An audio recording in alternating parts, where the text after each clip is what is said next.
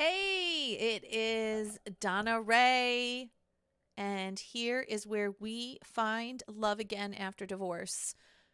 Today's message is going to be very clear and very to the point. Many of you who know me, and even if you don't know me, I am one part cheerleader and one part let's cut the bullshit and get to what we really want in life. So, your divorce, your separation, your heartbreak is a part of you and it's experience and it's an event that you have been through. It is not your identity. Somewhere along the line, our relationship status has become how we describe ourselves, right? When we see people and see friends, oh, hey, I'm so and so, just divorced, or blah, blah, blah, blah, blah. I don't know where along the way that has come to be normal, but here at the Donna Ray Method for Finding Love Again, that is not our normal because our relationship status is not our identity. It's an event we've been through. So when your brain is tuned in to the story, it's going to start believing the story. So you've got to be very clear of what is the tale that you're looking to tell. What is it that you want to be living? How is it that you want to be feeling? What are the people, places, and things that you want to be experiencing? And then begin speaking in that tone, in that manner. Begin speaking as the woman you're becoming, not as the woman that you were, because your brain is looking for direction. Okay, so 95% of your brain is running on the subconscious plane. 5% of our brain is conscious. That's where the ego is found. That's where where our hustle is found, or where we're trying to say that we could outsmart or outwit the universe and that we know better because we have experience, which again, I have grace for all the experience we have. But if you are not where you want to be today, that is just direct proof that you're operating in the 5% of your brain and that you're not tuning into the right piece of the puzzle, which is reprogramming the neural pathways, reprogramming the 95% of the subconscious brain to bring you what it is that you want to be experiencing. So you have every right to feel upset, to feel stuck, to feel as if you need closure or you need to find out some sort of piece of information in order to move forward. And those are all feelings, right? They are not facts. The fact is you don't need it. You want it.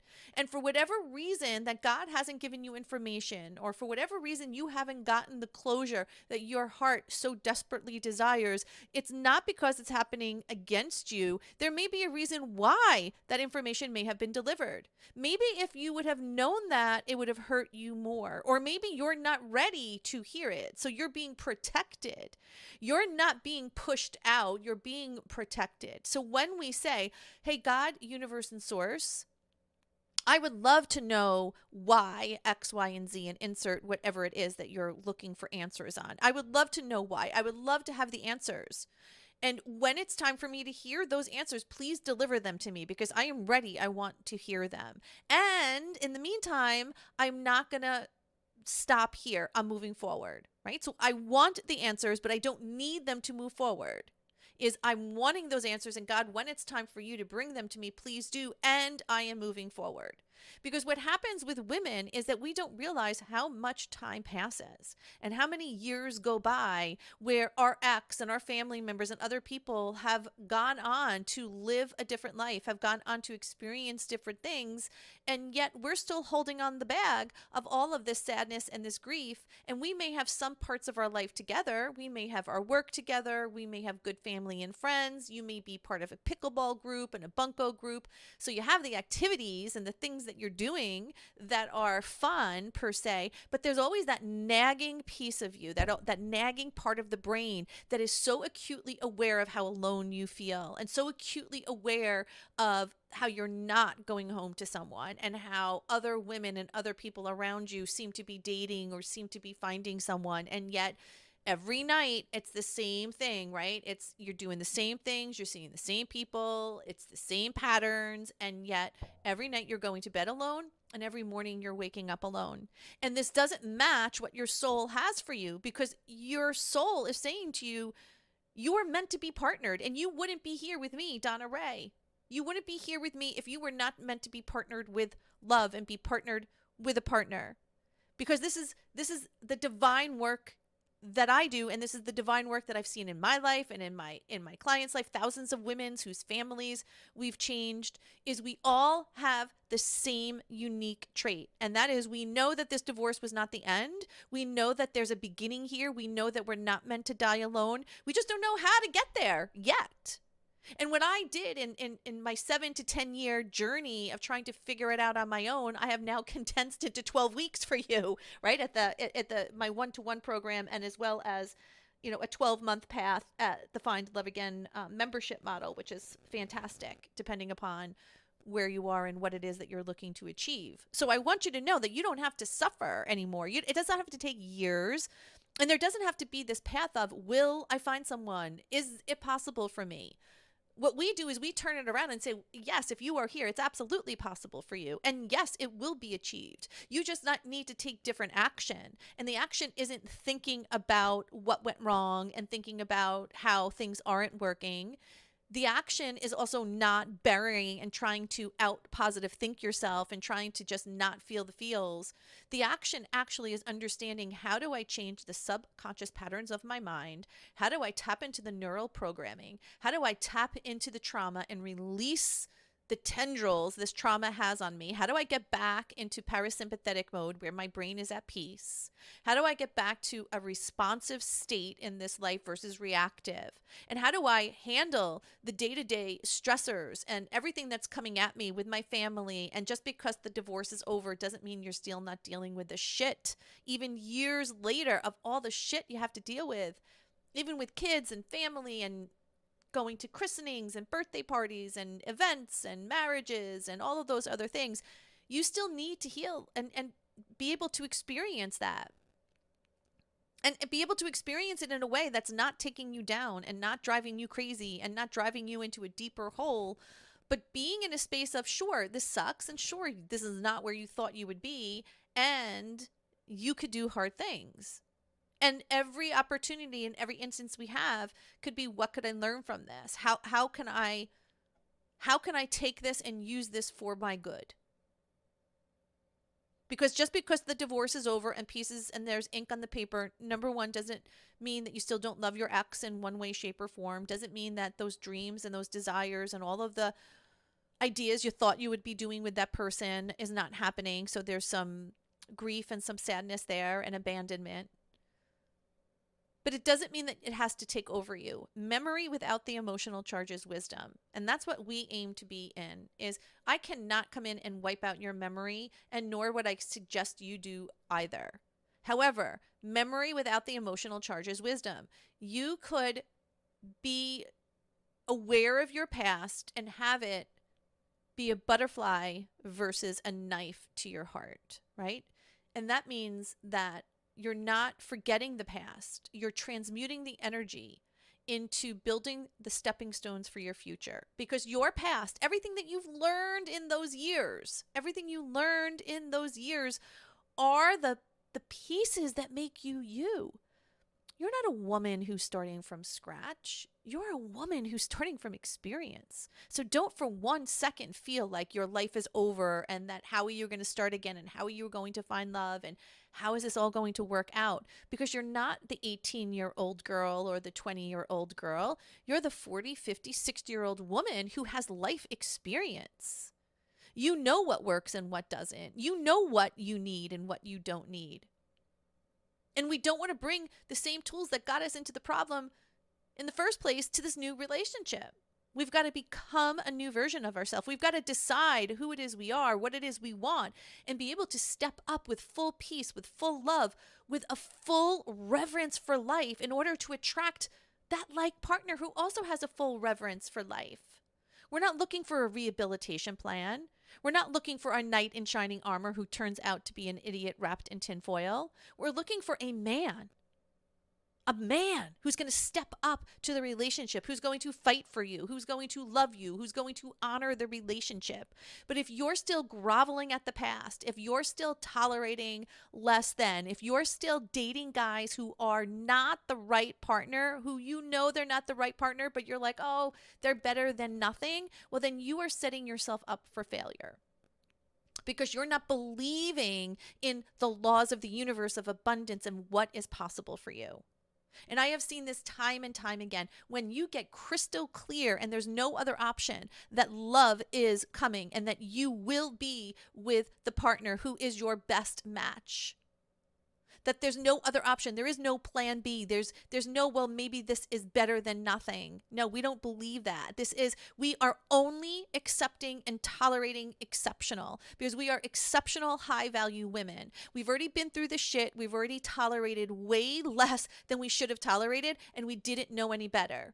So let's not go into new relationships and not go into this new part of our life expecting a different result, but still showing up with little girl behavior. You're not a little girl. You're a woman. And the little girl in you deserves to be loved and adored if she didn't get it. She deserves to be told she did the best she could, because guess what? You did. With the information that you had and the data that you had at the time, you did the best that you could. And now that you know better, you get to do better. This is from Maya Angelou, right? Now that you know better, you get to do better because you're not the little girl anymore. Your feelings and your emotions may be at the little girl level, and we could love her and we could honor her, and we need to bring her up to the woman level because you are a woman who is desiring a partner, a man. You want an adult in a relationship. You don't need someone's rehabilitation plan. You don't need a mama's boy. You don't need a monster. You don't need a narcissist. You are looking for the man who's going to step up equally. But you will not attract it if you are at the lowest level of what you believe to be true. And it all goes back to identity. It all goes back to you, the identification of I'm a woman who is marred. I'm a woman who is shamed. I'm a woman who is divorced. What did I do wrong? Why couldn't I fix it? All of those those questions deserve to be asked, but they don't mean they're not supposed to stay. They're not supposed to be part of your identity. They're supposed to give you learning, right? Like as they say, when you do something and it doesn't work out the way that you thought, you look at it, you learn what to do right the next time, and you do it. You don't make the same mistake twice. And in work, you probably would never do that. But why is it in our personal life that we allow and tolerate this low level of shit, even within ourselves, to stay? So I love you. And I love you enough to tell you it's enough. It's enough. We've got to stop the time clock of the past. Give yourself the grace. Love the little girl inside of you and get into understanding how to change that part of your mind. You could do that through the one-to-one work with us here. You could do that through the Find Love Again membership model. You could do that through reaching out and just seeing other areas and people and coaches. I know that this is what we specialize in, so I'm always going to guide you here because I don't know how other people could serve you, but I know here what we could do for you and how we could change your life. And I want you to know that your life can change and your love can change. And I've always been the one to soft put down like, hey, listen, do what you want to do. But honestly, I'm changing that now. And you may be like, Donna, what do you mean? And that's because there's no time to just figure it out on your own anymore, girls. We're wasting years. And if we're not changing our internal guide and we're not changing how we're living, that's also impacting our families and the generations to come. So the time is now. We cannot wait another second. It's time to draw the line in the sand. It's time to understand you did the best you could with what you had. And it's also time to recognize the responsibility that has been placed upon your shoulders, and that's for you to live your life. You have raised your children. You have done the work. You have done the work at your job. And now it's time to raise your life and create your life. And this is the gift, my friends. So many women will go to their grave never having this opportunity to truly love, to truly understand, to truly create and mold the identity of the woman and in her heart that is so deep. That soul purpose, that soul mission that is just gnawing at you every single day. Many women don't have the opportunity to cultivate it because life is okay for them, which is the worst place to be. Because if we're not on fire for something or we're not against something, we're in the middle and we get run over in the middle. So nothing so bad and nothing so good. So it's just kind of in the middle. And I don't know about you, but I'm not kind of in the middle girl. I don't want to be beige wallpaper. We've got to be on fire for something. And no better thing to be on fire for than you. And creating this identity and understanding that this divorce was actually a gift. It was a promotion because you wouldn't have made the change if it wasn't for this that has happened. It didn't happen to you, it happened for you. Nothing would have changed. You wouldn't be having the opportunity to build the life and the love and the dream and the fulfillment and the alignment for yourself and your family for generations to come. For the children's, for children you will never meet. But it's because of you that you will change that family legacy. So the longer that you stay stuck and the longer that you stay sad and the longer that you just do things half-ass or, kind of beige paper away is the longer that you're not experiencing the love that is yours by divine birthright.